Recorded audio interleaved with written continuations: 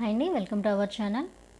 ఈరోజు క్లాస్లో 8th class బయాలజీకి సంబంధించిన టాపిక్స్ అనేవి మనం చెప్పుకోవటం అనేది జరుగుతుందన్నమాట. దీంట్లో ఫస్ట్ లెసన్కి సంబంధించిన టాపిక్స్ అనేవి మనం ఎక్స్ప్లెయిన్ చేసుకుంటున్నాం.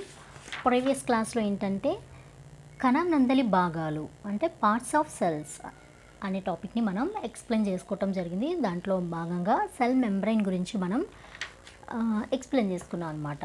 సో ఎక్కడి వరకు ఎక్స్ప్లెయిన్ చేసుకున్నామంటే కేంద్రకానికి కణకవచానికి మధ్య ఉన్న జిగురు వంటి పదార్థాన్ని మనం ఏమన్నాం ఇక్కడ కణద్రవ్యం అన్నాం. అంటే సైటోప్లాజం అని మనం ఇక్కడ అంటాం అనేది జరిగింది అని చెప్పాం. ఇది ఎలా ఉంటుంది కేంద్రకానికి కణత్వచానికి, ఓకేనా.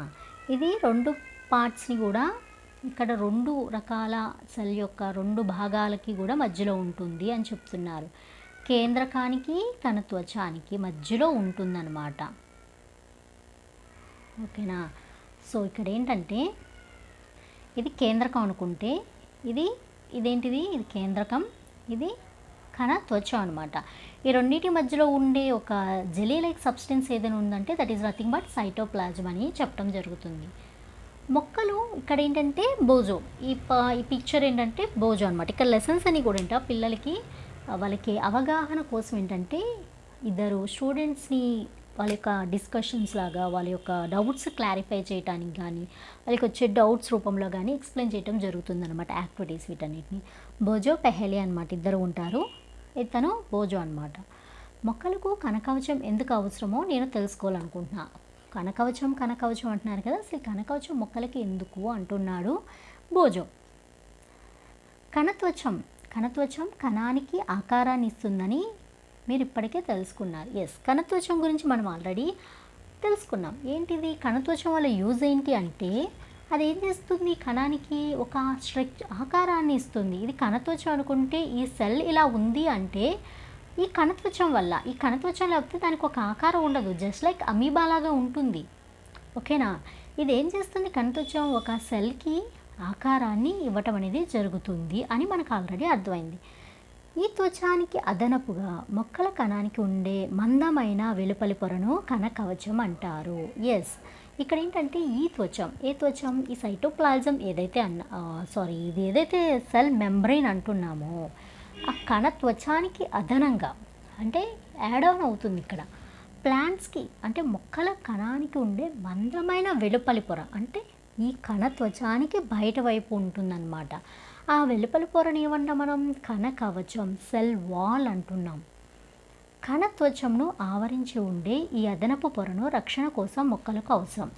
ఇక్కడ మనకి బోజోకి డౌట్ వచ్చింది కదా, మొక్కలకు కణకవచం ఎందుకు అవసరం అని. ఎందుకంటే ఈ అదనపు పొర that is nothing but cell wall. అది ఎందుకు మొక్కలకు రక్షణ కోసం అవసరం, ఓకేనా. ఎందుకంటే యానిమల్స్ కానీ హ్యూమన్ బీయింగ్స్ కానీ ఇంకో ఇన్సెక్ట్ కానీ మైక్రో ఆర్గానిజమ్స్ కానీ వాటికి ఏమైనా హార్మ్ జరుగుతుందంటే అక్కడి నుంచి పారిపోతాయి. బర్డ్స్ అయితే రెక్కలు వేసుకొని ఎగిరిపోతాయి, యానిమల్స్ అయితే లెగ్స్ వేసుకొని పరిగెడతాయి, హ్యూమన్ బీయింగ్స్ కూడా అలాగే పరిగెడతారు. ఇంకో జీవికి ఇంకో రకాల ఫెసిలిటీ ఉంటాయి, బట్ మొక్కలకి అలాంటివి ఉండవు కదండి. ఏదొచ్చినా అక్కడ నుంచి కదలటానికి వీలు ఉండదు. కాబట్టి అవి ఒక రక్షణ కోసం ఒక ప్రొటెక్షన్ కోసం వాటికి అవి ఏర్పరచుకున్నది ఏదైనా ఉందంటే that is nothing but cell wall, కణకవచం అనమాట. అయితే ఇది ఇంకా ఏం చేస్తుంది కణకవచం అంటే మొక్క కణాలకు మారుతూ ఉండే ఉష్ణోగ్రతల నుండి, వేగంగా వీచే గాలి నుండి, వాతావరణంలోని మార్పు నుండి రక్షణ అవసరం. ఎస్, మొక్క కణాలు అనేవి చాలా సెన్సిటివ్గా ఉంటాయి. ఇప్పుడు మనం చెప్పుకున్నాం కదా సెల్ మెంబ్రెయిన్ అనేది చాలా చాలా పల్చని లేయర్ అనమాట. అలాగే దాని లోపల ఉన్న జెల్లీ లైక్ సబ్స్టెన్స్ ఉంది కదా సైటోప్లాజం, అది కూడా చాలా సున్నితమైనదనమాట. ఇవన్నీ ఏంటిది ఒక మొక్క యొక్క కణం అనమాట. ఆ కణాలు అనేవి మారుతున్న ఉష్ణోగ్రతను తట్టుకోవాలి, ఫాస్ట్గా వచ్చే గాళ్ళను తట్టుకోవాలి, వాతావరణంలో ఎప్పటికప్పుడు చేంజెస్ వస్తూ ఉంటాయి, వాటిని తట్టుకోవాలంటే వాటికి ఏం అవసరం అండి, రక్షణ ఖచ్చితంగా అవసరం. ఈ రక్షణను అందించేదే సెల్ వాల్. మొక్కలు చలించలేవు, మొక్కలు ఏం చేస్తాయండి, కదులుతాయా, కదలు కదా. అందుకని అవి అనేక వాతావరణ మార్పులకు గురి కావాల్సి ఉంటుంది. ఇవన్నీ కూడా ఏంటంటే వాతావరణం వచ్చే ప్రతి ఒక్క మార్పుని ఏంటిది అవి గురి కావాల్సిందే. ఇక్కడ ఏంటిది ఎలోడియా ప్లాంట్ కానీ ట్రాడిషియాన్షియా అంటారు కదా, ఇదొక ప్లాంట్ అనమాట. ఇదొకటి కానీ రియో పత్రాల పొరల్లో మీరు కణాలను పరిశీలించవచ్చు. వీటన్నిటిని కూడా పరిశీలిస్తే ఏమవుతుంది, కణాలు మనకి క్లియర్గా అర్థమవుతాయి అంట. వాటి స్లైడ్స్ ఏవైతే ఉన్నాయో, మన స్లైడ్స్ ప్రిపేర్ చేసుకుంటాం కదా, అవి ఏవైతే ఉన్నాయో ఆ స్లైడ్స్ మీరు ఉల్లి పొరను తయారు చేసే విధానంగానే తయారు చేయవచ్చు అంట. ఇంతకుముందు మనం ఉల్లి పొర ప్రయోగాలు చేసాం కదా క్లాస్లో, ఆ విధంగా వీటిని తయారు చేయవచ్చు అంట. పెహలీ భోజోలు జంతు కణాలను కూడా పరిశీలించగలరా అన్నారు. వీళ్ళకి మళ్ళీ డౌట్స్ వస్తాయి కదా, జంతు కణాలు కూడా ఇలా పరిశీలించవచ్చా అని అడిగారు. యాక్టివిటీ అనమాట. ఇక్కడ ఏంటంటే పరిశుభ్రమైన ఒక టూత్ పిక్ తీసుకోండి. అది ఏంటంటే బాగా ఉండకుండా, షార్ప్గా ఉండకుండా తీసేసి, యాక్టివిటీస్ కూడా ఎందుకు మేడం అంటే యాక్టివిటీస్ నుంచి కూడా క్వశ్చన్స్ వచ్చే ఛాన్సెస్ ఉన్నాయి కాబట్టి. బుగ్గ లోపల బాగానే ఏంటంటే జాగ్రత్తగా తీసినప్పుడు మనకు ఒక లేయర్ అనేది వస్తుంది. దాన్ని సేమ్ మనం ఏదైతే ఉల్లి పొరలో చేసామో అలాగే గ్లాస్ స్లైడ్ మీద పెట్టేసేసి వాటర్ వేసేసేసి అయోడిన్ చేర్చామనుకోండి, కవర్ స్లిప్ వేసేసి, అది లేదంటే మిథైల్ బ్లూ అయినా వేయచ్చు. మిథైల్ బ్లూ కూడా ఏంటంటే 1 or 2 డ్రాప్స్ వేస్తే చాలన్నమాట. దీని అందరు తీసుకెళ్ళి ఏం చేయాలి, మైక్రోస్కోప్లో పెట్టి మనం ఆ స్లైడ్ని అబ్జర్వ్ చేస్తే ఏదైతే మనం బుగ్గ నుంచి తీసామో అదనేది అనేక కణాలు ఉంటాయి దాంట్లో, వాటన్నిటిని కూడా మనం చూడవచ్చు అనమాట. మీరు కణత్వచం, కణద్రవ్యం, కేంద్రకాలను గుర్తించవచ్చు. సో దాంట్లో ఏమేమి ఉంటాయి, ఇంకా కణత్వచం ఉంటుంది, అలాగే కణద్రవ్యం ఉంటుంది, కేంద్రకాలను కూడా గుర్తించు. జంతువులు ఏంటంటే కణకవచం ఉండదు, జంతువులకు అవసరం లేదు కణకవచం, కాబట్టి ఉండదు.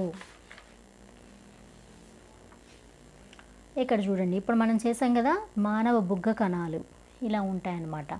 సో దీంట్లో మనం ఏమేమి అబ్జర్వ్ చేయొచ్చు మైక్రోస్కోప్లో అంటే ఇవన్నీ కూడా మానవ బుగ్గలో ఉండే కణాలన్నమాట.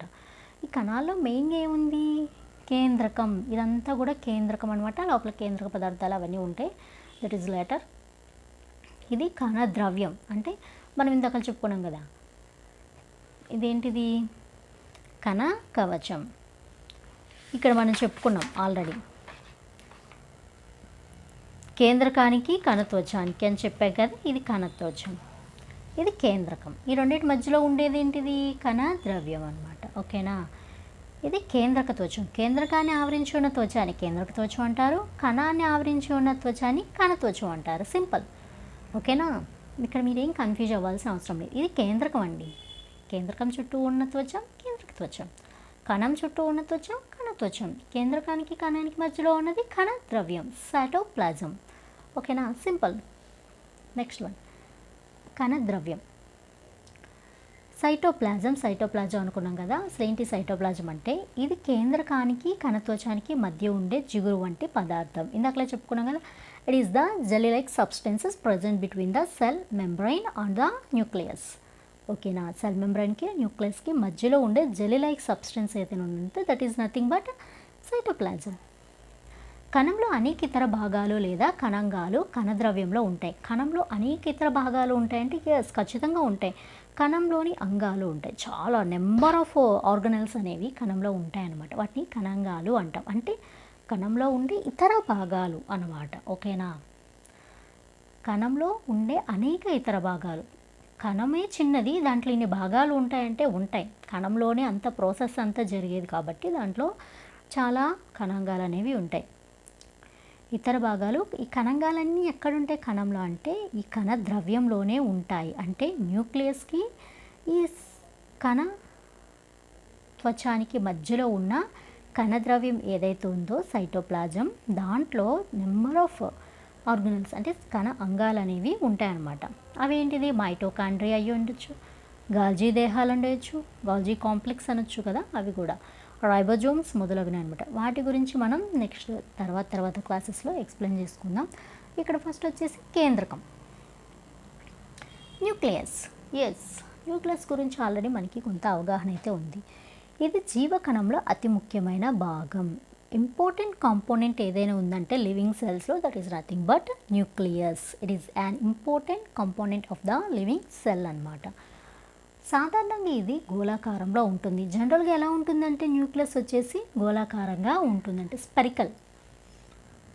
కణానికి మధ్యలో ఉంటుంది. ఇదంతా ఇక్కడ వచ్చేసి కణానికి ఒక మూల ఉండదనమాట. సెంటర్ ఆఫ్ సెల్ అనమాట. కణానికి మధ్యలో ఉండేది ఏదైనా ఉందంటే అది కేంద్రకం. ఇది రంజనం పొందుతుంది. రంజనం పొందడం అంటే ఏంటి అంటే స్ట్రైన్డ్. అంటే ఇప్పుడు మనం దీన్ని మైక్రోస్కోప్ కింద ఒక సెల్ పెట్టేసేసి ఆ సెల్ మైక్రోస్కోప్ కింద మనం చూడాలన్నమాట. చూడాలి అంటే ఏం చేయాలి? అన్నీ ఒకే కలర్లో ఉంటాయి, అవన్నీ పేల్ కలర్లో ఉంటాయి. సో అలాంటప్పుడు ఏది కేంద్రకం, ఏది కణత్వచం, ఏది కణద్రవ్యం, ఏది ఇంకోటి అనేది మనకి ఐడియా ఉండాలి అంటే దాన్ని కొంచెం స్ట్రైనర్ అంటే ఏదైనా కలర్ యూజ్ చేసి మనం దానికి పెడితే అది తీసుకుంటుంది అనమాట. రంజనం పొందడం అంటే అది. సో అంటే అది ఒక డార్క్ బాడీగా మనకి మైక్రోస్కోప్ కింద కనిపిస్తుంది అని చెప్తున్నారు. సూక్ష్మదర్శిలో చాలా సులభంగా దీన్ని చూడవచ్చు.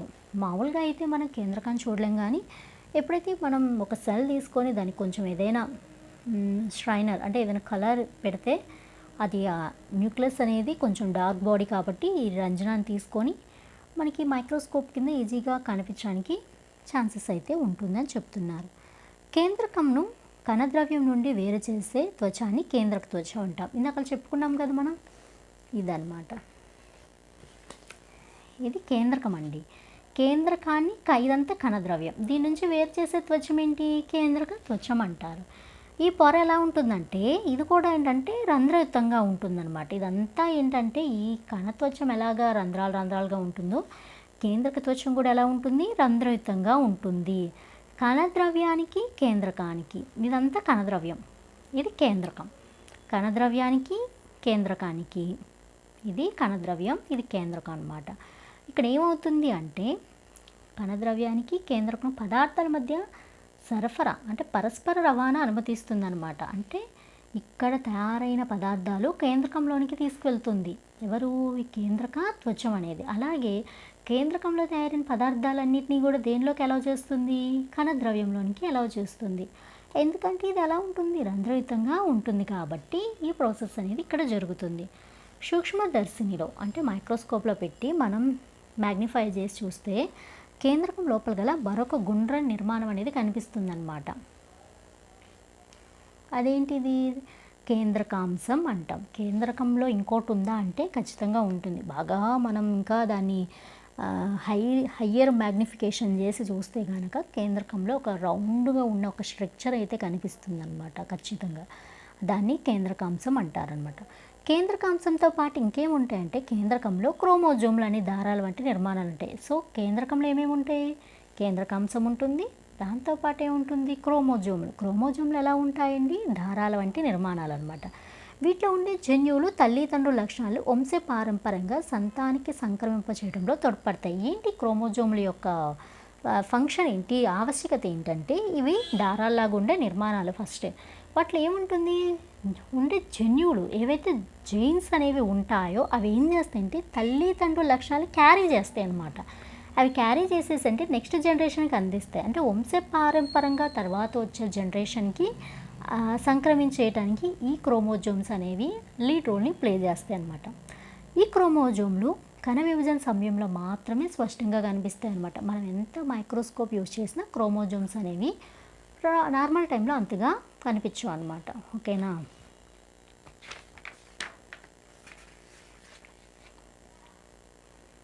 సో నెక్స్ట్ క్లాస్లో రిమైనింగ్ టాపిక్ని మనం ఎక్స్ప్లెయిన్ చేసుకుందాం. Thank you.